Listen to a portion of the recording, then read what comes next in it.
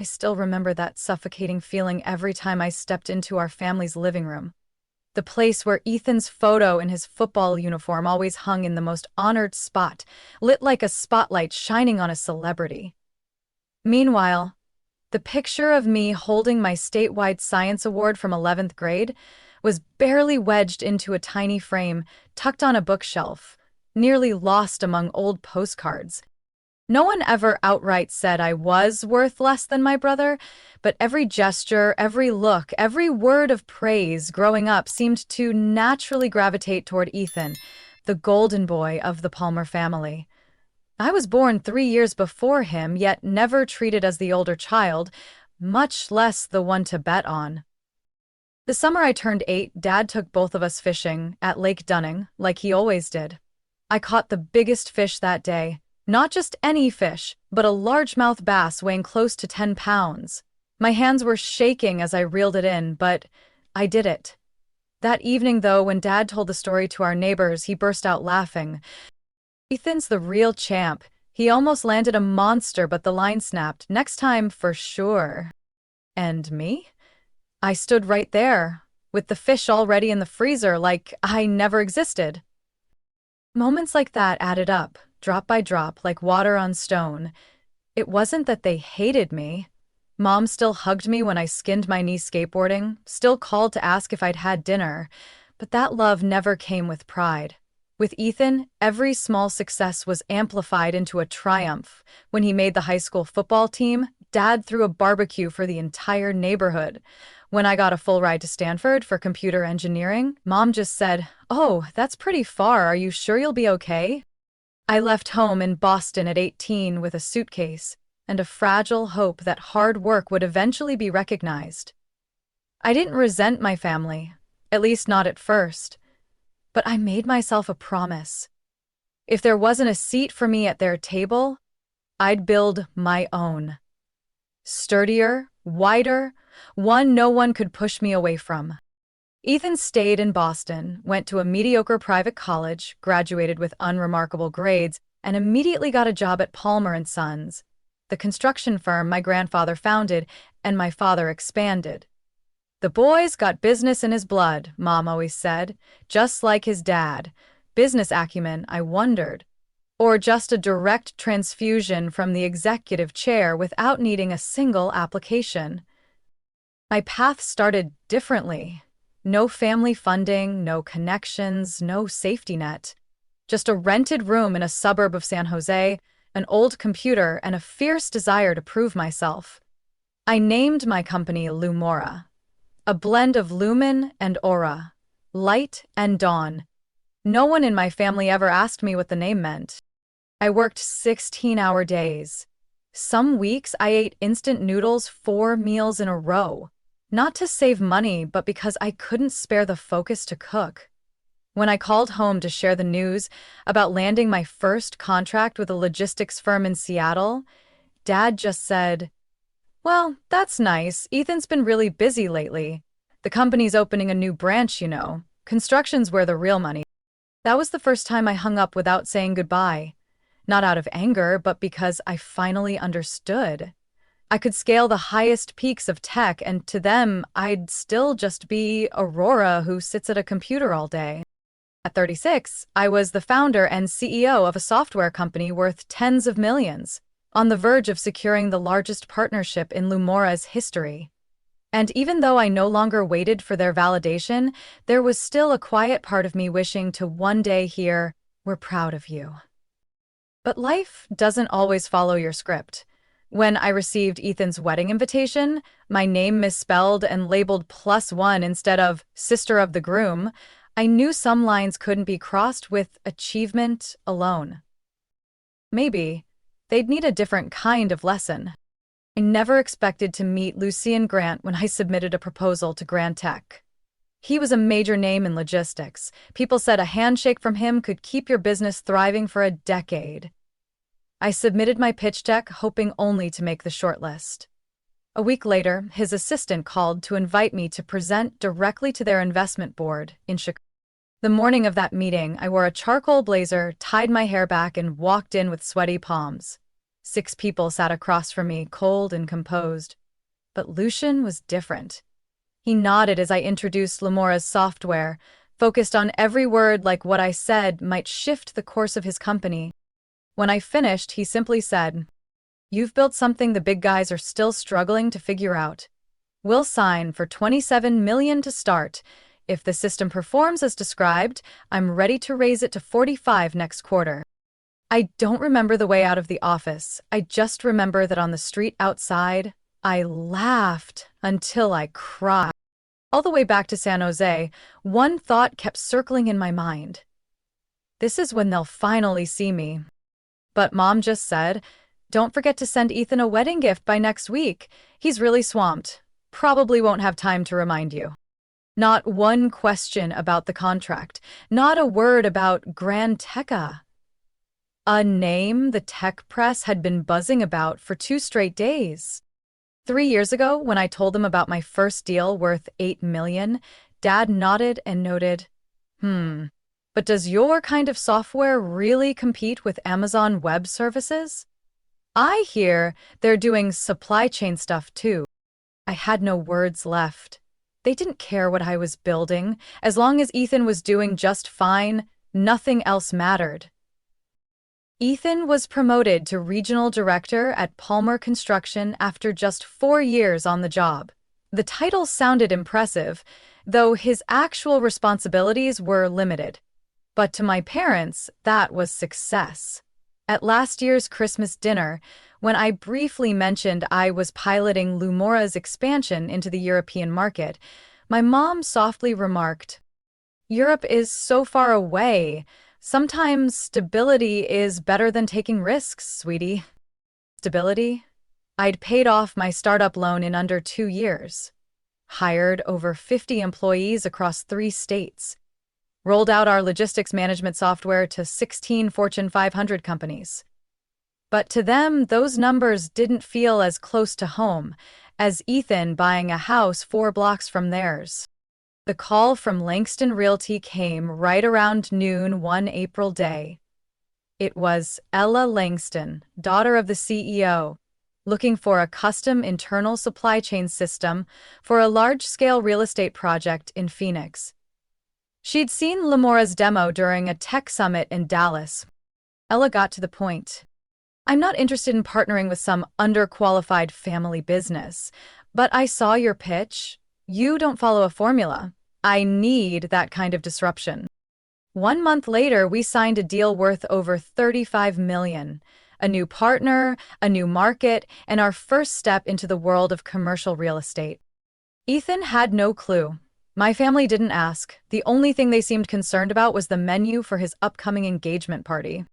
When I spotted the name Langston Realty listed as an investor in the company where my future sister-in-law's fiancé worked, I couldn't help but laugh. Small world. I remembered once sitting at dinner with my parents and Ethan, trying to explain, in the simplest terms, how my system analyzed and optimized supply chains in real time. My dad glanced at his watch. "You should save this for folks in the industry. I don't really get it, honestly." It wasn't that he didn't understand, he just didn't want to. Ethan once told me, as we drank beers on the porch after a family get-together, "They've never really seen you as part of the Palmer path. You're too independent. They're not used to women who don't need someone backing them." I looked at him for a long time, not because he was wrong, but because he was painfully right. I didn't tell anyone in the family about the new contract with Langston Realty. Didn't mention the ongoing negotiations with 3 European conglomerates. Didn't even share that Forbes had reached out to feature me on the cover of their June issue in the Women Leading the Next Tech Wave series. When the issue came out, I quietly placed a copy on the coffee table in my mother's living room. I said nothing. I wasn't waiting for a reaction. The next day, Mom texted, "You looked great in that suit, but your hair seemed a little messy." I stared at the message, then set my phone down and smiled. Because now I wasn't waiting for anyone's validation. I'd built my own table, and I was sitting at the head of it, in a seat no one could pull out from under me. I had never seen so many people wearing sunglasses at an indoor wedding until that afternoon at the Avalon Grand. Blush satin dresses and crisp black tuxedos swirled around under glittering Swarovski chandeliers. Everyone looked like they'd stepped off the set of a bridal fashion commercial, faces tight with tension beneath all that glamour. Feels like a casting call for a reality show, Owen whispered as we entered the lobby. He wore a sharp charcoal suit, eyes calm but scanning the crowd like he could read every glossed-over smirk. I gave a soft laugh and gently squeezed his wrist. "Brace yourself, my family's not exactly the warmest bunch." We stepped up to the reception table, where two young women in pastel outfits were checking the guest list on a tablet. One looked up, smile already in place. "Guest name?" "Aurora Palmer and Owen Lewis." There was a blink. Then she started scrolling the screen like searching for something complicated.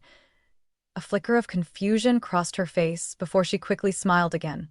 "Ah, here we go. Overflow table A. Please head down the left hallway past the kitchen area. Someone will assist you from there." Owen looked at me, clearly puzzled. "Overflow? What does that mean?" I kept my face neutral. "Thank you," I said to the hostess before turning away, though my chest began to tighten with each step. The hallway behind the wedding venue was devoid of fresh flowers, soft lighting, or music, just the scent of fryer oil and grilled meat. A staff member in an apron led us to a small room next to the kitchen. Literally, a round table with a wrinkled white cloth sat beside an industrial coffee machine, two off-tone plastic chairs awkwardly dressed in loose silk covers. A drooping bouquet leaned to one side. Next to it, a door hung ajar, clattering sounds of pots and pans echoing through. I stood still. "It must be a mistake," Owen said, scanning the room before turning to me. "Aurora, you're the groom's sister. You also just signed a deal with his fiancé's family's financial backer. What kind of joke is this?" "No mistake," I said quietly. "Tiffany knows exactly who I am." As if summoned, she appeared, ivory gown clinging to her frame, blonde hair pinned with baby's breath, champagne glass in hand like she was shooting a perfume ad. "Oh, you made it," Tiffany beamed. "You know, the guest list kept shifting last minute. We had to reshuffle some seating. Sorry, the main area was all filled." I kept my voice even.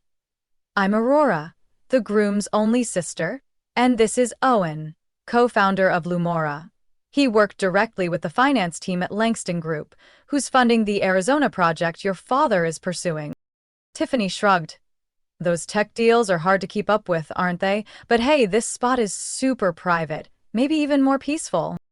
Owen stepped forward, his voice low but firm. "We're not sitting next to a kitchen. Please, have someone double-check the seating plan." Tiffany's smile faded. Her face stayed smooth, but her tone dropped to ice. "We prioritized Richard's family and key strategic partners. Hope you understand." The air felt thick. Outside, people were probably toasting over canapes with live jazz playing. Meanwhile, who helped build the system that saved Langston Group nearly $2 million each quarter, was standing next to a hotel kitchen, facing blatant disregard. A white wedding dress was telling me I wasn't important enough to have a seat in the main hall. I looked Tiffany straight in the eye. "Did Scott agree to this?" Tiffany didn't blink. "He approved it this morning." I nodded. My chest went cold. "We'll find our own seats," Owen said, gently placing a hand on my back. "Let's go." We turned away. I heard Tiffany sipping her champagne behind us. I didn't respond. As we passed the reception area, I spotted Scott, wearing a dark tuxedo, standing next to my father and a group of men in Armani suits. He turned, saw me, nodded, gestured as if to say, "Catch you later," as if nothing had happened. I stopped. My fingers clenched around my clutch. Blood rushed to my ears, burning hot. I said nothing to Owen. We walked past the stairs, pretending not to notice us, like we were strangers wandering through a carefully curated high society dream. I didn't go back to the kitchen to being the agreeable sister. Instead, I started thinking, the table they denied me today, I could make it disappear for good. Owen didn't ask any questions when I signaled to head back to the main hall. Not a word, not a furrowed brow, just a steady gaze, something I valued more than any hollow applause in that room. Under the gleam of crystal chandeliers, I walked past wedding tables laid out like a couture showroom. The music softened, the conversation slowed when guests noticed us walking toward the head table. Seated at the center was Richard Langston, father of the bride, head of Langston Group, the firm that had just signed a $30 million deal with Lamora for smart logistics development. To his left was my father, Gerald Palmer. To his right sat Scott. Beside Scott, Tiffany swirled her white wine like the final act of a play about to close.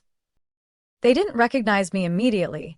No one at that table expected the woman they had relocated near the hotel kitchen to be striding directly toward them with the kind of poise that said, "This place was mine, too."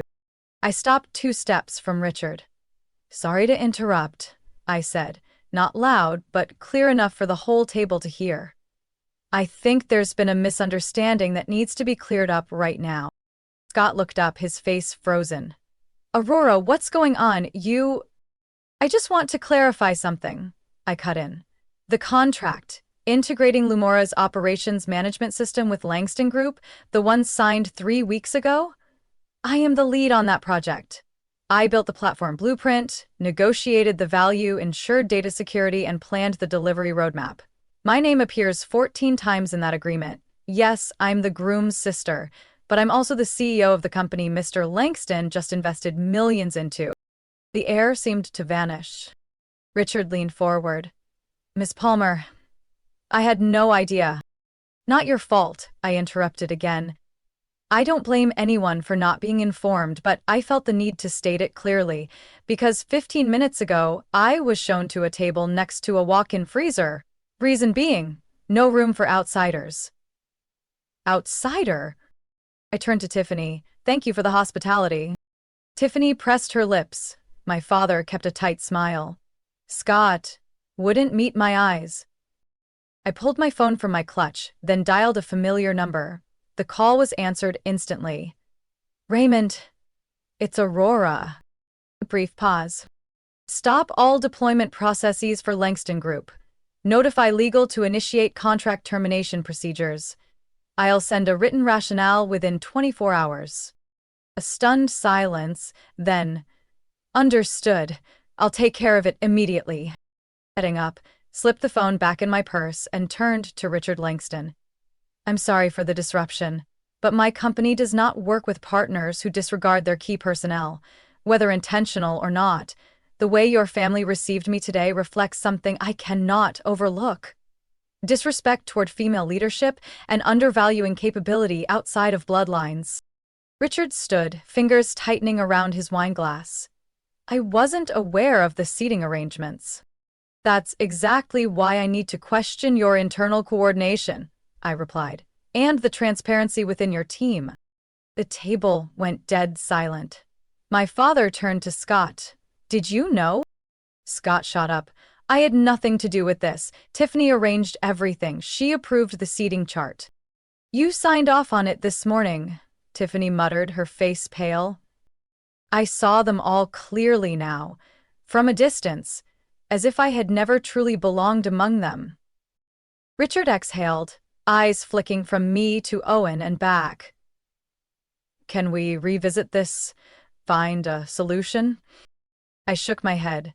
"Not today, not here. I spent my entire youth building Lumora with my own hands. I won't accept being pushed away from the table just because they couldn't stand the fact that a different kind of woman made the impossible happen." Then I turned. Owen's hand met mine, silent, steady, unwavering. As I walked out of the hall, dozens of eyes followed, not with pity, but with something sharper, awakening. I hadn't come here to be invited to sit. Nothing to remind them. I could take the table away altogether. The sharp clack of high heels echoed across the marble floor behind me as I walked through the grand doors of the wedding hall. I didn't turn around, but I didn't need to see who was chasing after me. Aurora! My mother's voice rang out, thick with anger and panic. Do you even realize what you've just done? I stopped at the edge of the stairs, my fingers tightening around the leather strap of my bag. Owen stood quietly beside me, his gaze fixed on the dramatic expression on my mother's face in her silver gown. You just buried Scott's entire project, she said, breathless. You've made Richard Langston consider severing ties with his family, and on your brother's wedding day you turned yourself into a spectacle in front of all our partners. I turned back to her. My eyes held no rage, only a bone-deep weariness that had solidified into certainty. No, Mom. I didn't make myself a spectacle. I just refused to keep being the invisible shadow this family expects to stay silent. She stepped back slightly, as if I had slapped her. Before she could fire back, a low voice came from the right. Aurora Palmer? I turned. A man in a navy suit, around 50, was approaching. His face looked familiar. Then I remembered. He had been seated at Richard's table, watching the heated exchange in silence with a calculating gaze. I'm Grant Nichols from Westgrove Holdings. I believe we should exchange cards. He extended a business card. I've been following Lumora for some time. What you just did convinced me to accelerate our partnership plans.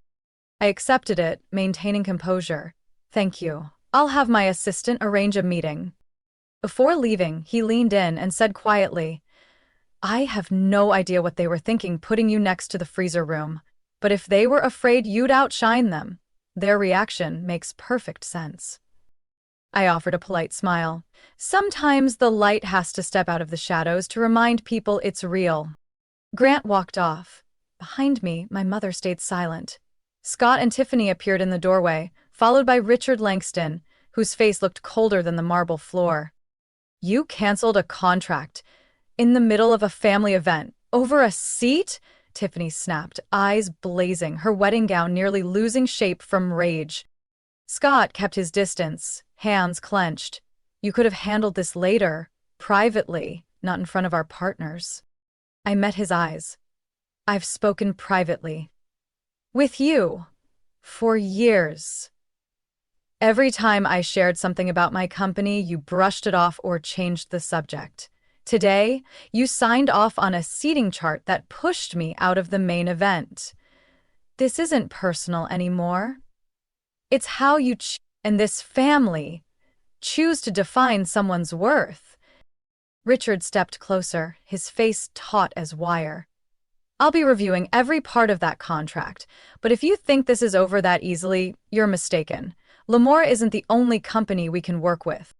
That's true, but it's the only one that has a proven track record in the field, backed by ethics strong enough not to stay quiet when disrespected, I said. Owen opened the car door for me. As I got in, a young woman in a teal silk dress approached, wine glass in hand, lips pressed into a thoughtful line. Excuse me? I'm Rachel Denton, strategy advisor for Kerrigan Tech. I didn't mean to intrude, but what you did back there? That kind of strength is rare in our field, especially in front of someone as powerful as Langston. I nodded, accepting her card. I didn't do it to impress. I just stopped being willing to stay silent. Rachel smiled. Which is exactly why you made an impression. The car pulled away from the hotel, leaving behind the stares, the whispers, and a family unraveling. Not because of what I'd done, but because, for once, they couldn't control how I responded. Owen glanced over at me, one hand on the wheel, the other handing me a small water bottle from the console. You all right? I opened the bottle, took a sip. I'm not sure what this feeling is, but it's light. Like a rope around your neck for years just snapped? I tilted my head toward him.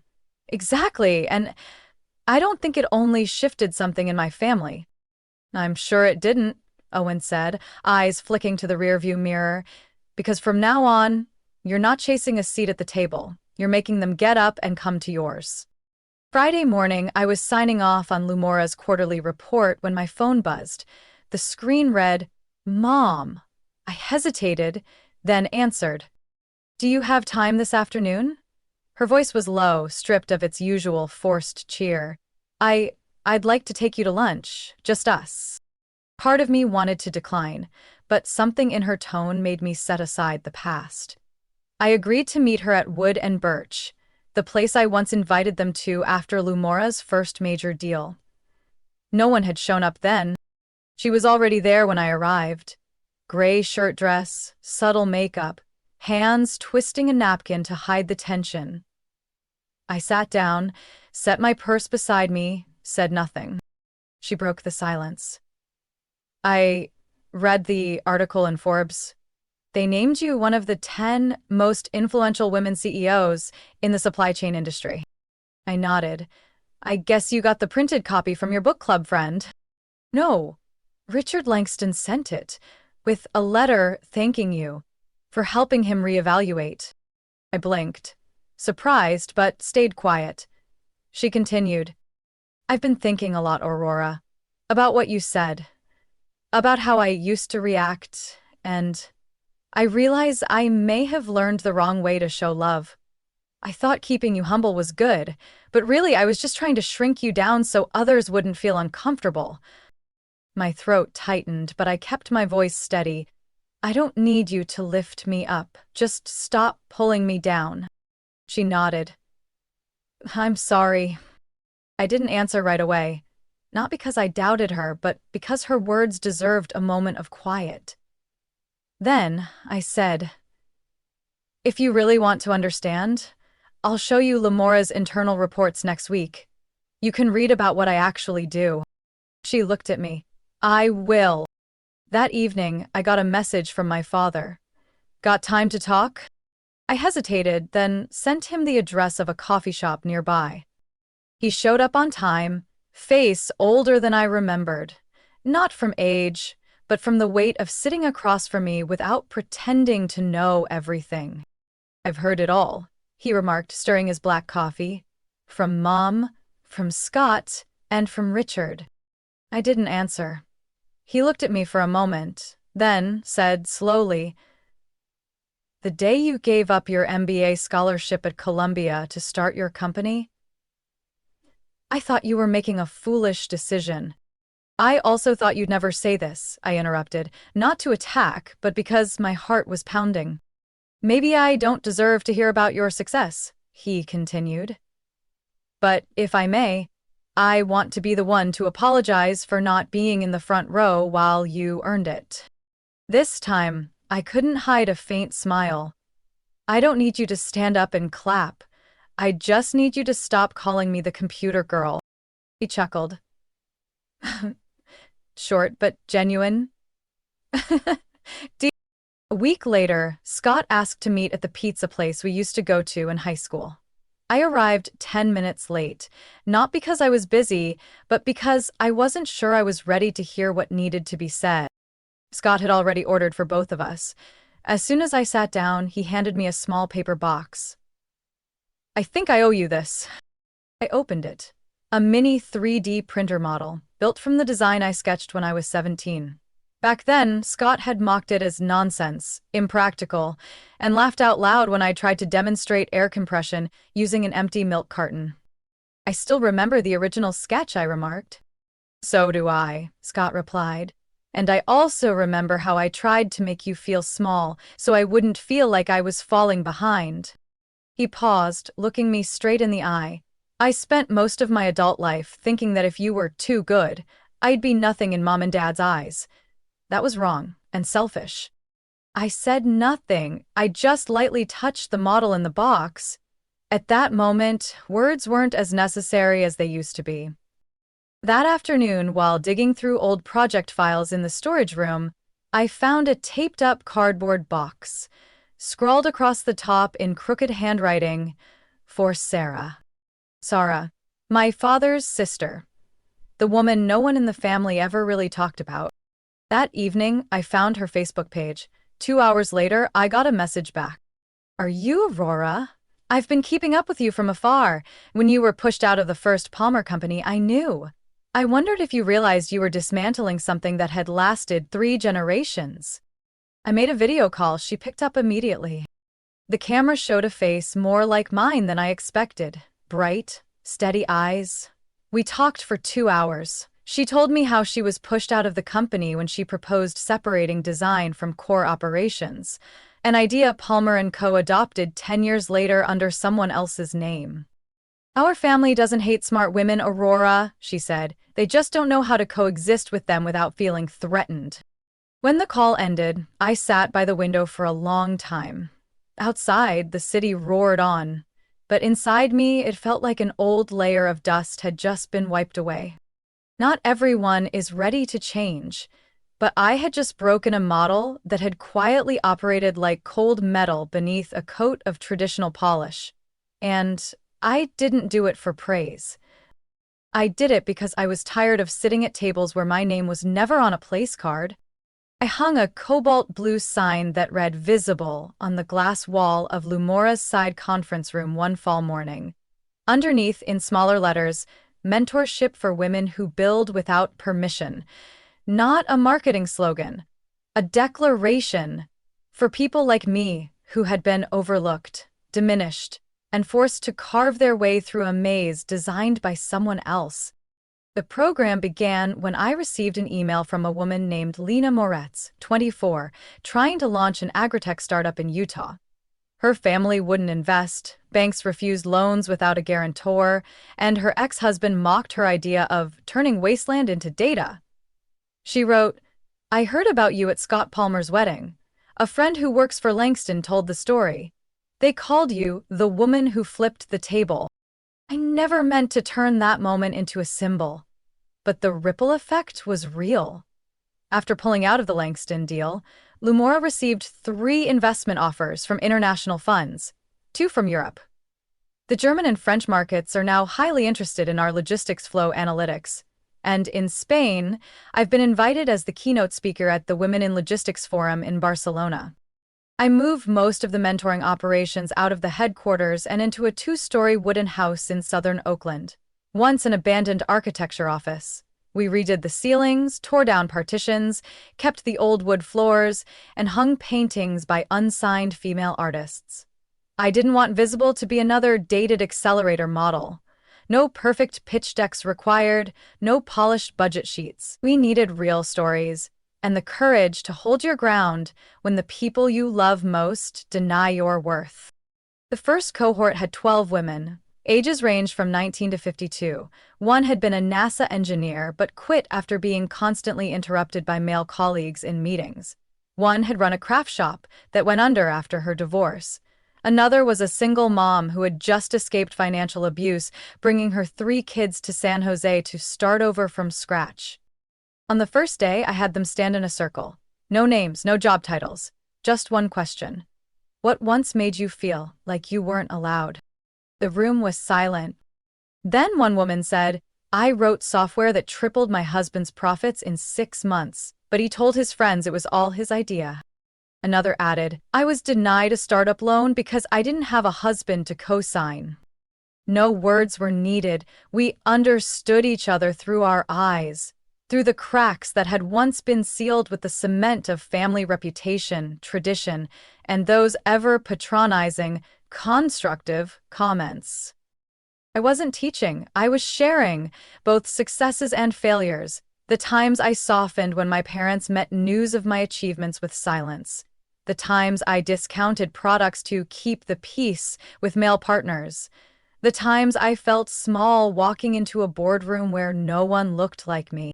1 month later, Visible was featured in a Fast Company article as a mentorship model challenging bias through raw truth and strategic intent. Around the same time, an investment fund from Sweden reached out with a proposal to replicate the program in smaller cities where women have limited access to startup ecosystems.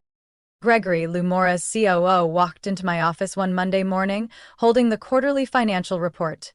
"We've recovered the losses from the Langston contract. But more importantly," he tapped the chart, "we're attracting more stable partners. People who come to us because they believe in how we work, not just what we sell. I stared at the graph, then out the glass door where the visible team was planning a public workshop. We're redefining value from the core, I remarked, not just in business, but in how each person here chooses to trust again. The following week, I received a handwritten letter from a woman named Marian Mendez, a former executive at a defense corporation who took early retirement after being forced to hand over her leadership role to a less experienced male subordinate.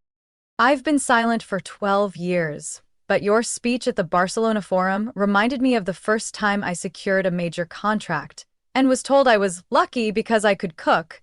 Thank you for making me want to stand up again. Not everyone changes from one action. But once a boundary is clearly drawn, people must choose. Cross with respect or stay outside forever. That evening, I sat alone on the third-floor balcony looking down at the tree-lined street in Berkeley Hills. The ginger tea in my hand had gone cold, but I hadn't touched it. The breeze carried the scent of damp grass and the soft jazz drifting up from the apartment below.